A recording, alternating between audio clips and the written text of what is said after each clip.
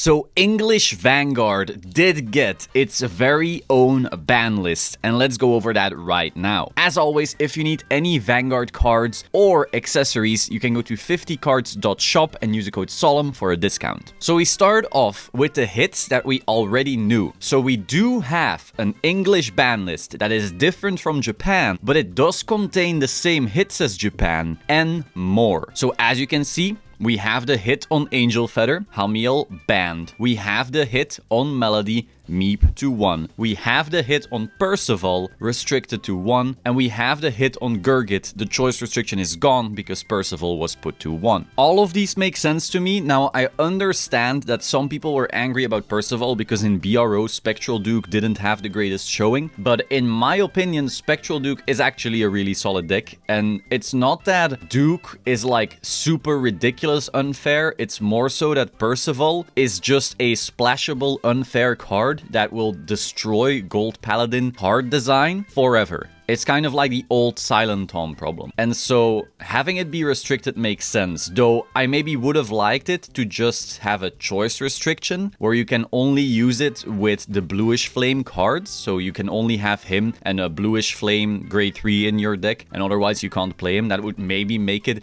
more okay so that deck doesn't get gutted. But beyond that, I do understand that a hit to Percival as a card, just in general, was necessary. However, let's now get into the new hits. That's right. First, we have a hit to Prism, and more specifically, to Highlander Prism. In BRO, we started seeing people play this way. You essentially play Prism, which is a pretty lean engine, together with good stuff, but also with Katire, in order to add a higher power ceiling to an otherwise very consistent deck. You could basically get infinite Ellies with this deck. However, the choice restriction also makes regular Prism weaker because you can no longer play Ellie with Rosa. So that means Ellie can't be in a Prism deck. This reduces their defenses quite a bit and also makes them able to deck out. But I'm not mega convinced that this kills Prism in any way. Is it weaker? Sure, but it'll remain to be seen if this actually decreases them competitively in a meaningful way. Next, we have a Shadow Paladin hit. We can no longer play Luard, Nemain, and Karen together. This is a solid hit because it doesn't actually murder the Luard deck, but it does make it way more resource intensive. And so now you really need to start thinking when you use your counterblast. You can't just brainlessly spam Lia fails and it'll all be okay. Will the deck become weaker because of this? Yeah, sure, absolutely. But it will still be solid in my opinion, which I think is really good for a ban list to do. It's very different from the Angel one because without Hamiel, I'm not so sure how strong Gavriel will still be. So those were the hits. Now there's one more cool piece of news that I wanted to go over, and that is the new prizes for Springfest. So we have Bushiroad Springfest right here, and if we go to prizes, we can actually see that they added them, so it's pretty exciting. First of all, we have the entry gifts, so all participants will receive a double-sided center marker and a deck case. Now, I'm not sure what center markers are actually for in Vanguard. I'm aware in Yu-Gi-Oh! A field center has a purpose, but in Vanguard, maybe not so much. You could argue maybe in the future we get more and more cards that make this stuff very important, maybe extra columns or something along those lines, but for now I'm not so sure what they do, though it's still cool extra. And also a deck box, which is very, very cute. We have our little trick star right here. Next, we have participation promos, always fun, though you don't want these participation promos to be super powerful. It's just a cool little extra. So for standard, it's these two. For V, it's these two. And then for premium, it's these two. Then for Weiss, for you Weiss fans out there. And now there's actually something completely new. They have top 8 prize cards now. So if you don't know this, back in the day, back in my old day, I'm showing my age as a Vanguard boomer here, we only had prize cards for first place. So if you won, you got a very, very extremely rare prize card, because basically the amount of BCS or BSF locations that we had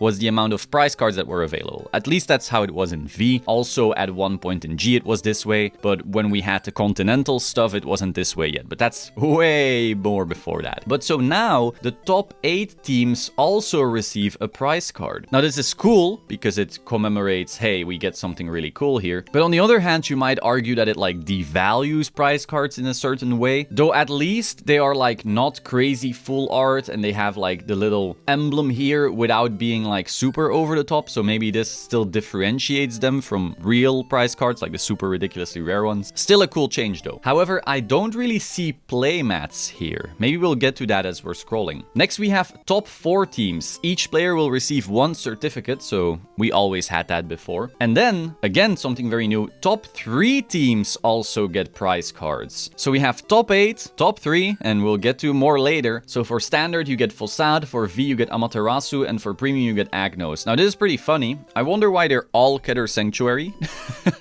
but still cool. Now, one thing I do have to say is that I'm not the biggest fan of them not being full art. Now, again, with the top 8, I was like fine with it. You don't want every single card to be hyper special because then nothing is special. But then as you get to these higher prizes, let's say, I'm starting to wonder if this is like enough. Is it fancy enough? Maybe they really want to keep the first place prize cards so special by making these not crazy. I would understand that. I would actually be a fan of that, though. If our first place prizes look like this, I'm not the biggest fan, but we'll get to that. Still cool though, having prize cards here for top 3. Top 3 is still a really major achievement, so it's good that you get something nice out of it. Though again, where are our play mats? Like, to me, top mats and medals is the most prestigious thing right after first place prize cards. Like, when you sit in front of a player and they roll up with that top mat or that world's mat, better yet, you just know, damn, this player might be scary. And it's also something you can frame. I don't know if you actually see that behind me.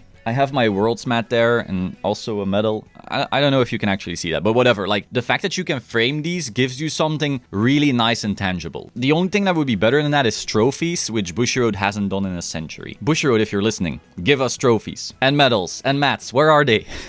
But still, top 3 prize cards is pretty cool. Then finally, we have the winner prize cards. Now, these are fancy. The winner team, each player will receive 1 copy of a champion promo card. Team members cannot choose the same over trigger within the team. So essentially, you have to figure out with your team, hey, which over trigger do each of us want if we win? This is already like potentially gonna be fighting, but they are full art. So I'm actually a fan of this. I'm gonna retract my statement from earlier. I'm actually a fan that the top 3s are not full art, but still cool to get. And that then the winner ones are full art and have like a different stamp and so forth. So that's really cool. And again, you basically get the choice out of these very special over triggers. Now, because it's only 1 per person per team, these are probably gonna be the rarest Springfest or just in general prize cards beyond like continental stuff from some time ago, because you're only gonna have 3 of these per location, and the other ones I guess will have to be destroyed or something along those lines. So on average, half will be missing. So only half of the Springfest locations will have a specific one, again on average, meaning these are gonna be rare. Like, let's say you're a big Stoicheia fan, and let's say there's 20 Springfests, half of them will not have a Stoicheia picked.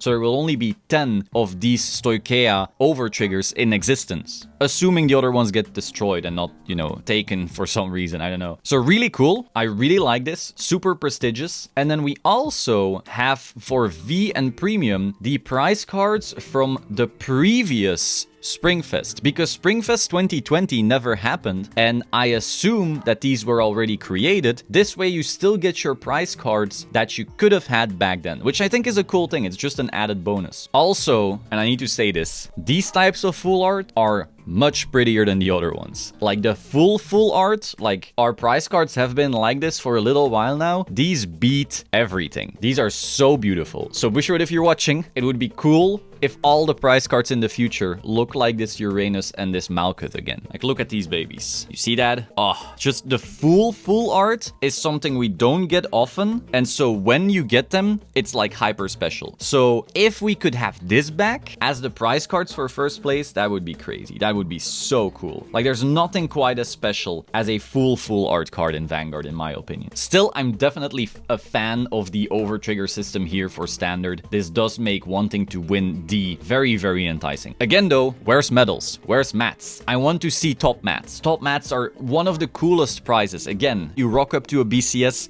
your opponent sits down in front of you, they show off that top mat or that world's mat, it's like, damn, this is gonna be a cool fight. Because sure, these prize cards are awesome and so forth, you don't really tend to put these in your deck because by the time you get these, they're already not powerful anymore. Well, except I guess Poets is pretty good right now, but like, you win Poets and you're playing Nitros, too bad, right? You play Luard and you get Malkuth Melek, well, you can't really use them. You're also not going to a BCS with the medal from the previous BCS hanging around your neck. So for that reason, playmats give players something that they can use no matter what. Whereas the prize cards, again, really cool, love prize cards. They're more like a trophy thing that you tend to keep at home or sell for a buttload of cash. So that was all. Hope you found this interesting. Again, awesome prize cards. I'm loving the top 3 prizes as well. Where are the medals and the mats? Be sure to like, comment, subscribe, and I will see you soon. Ciao.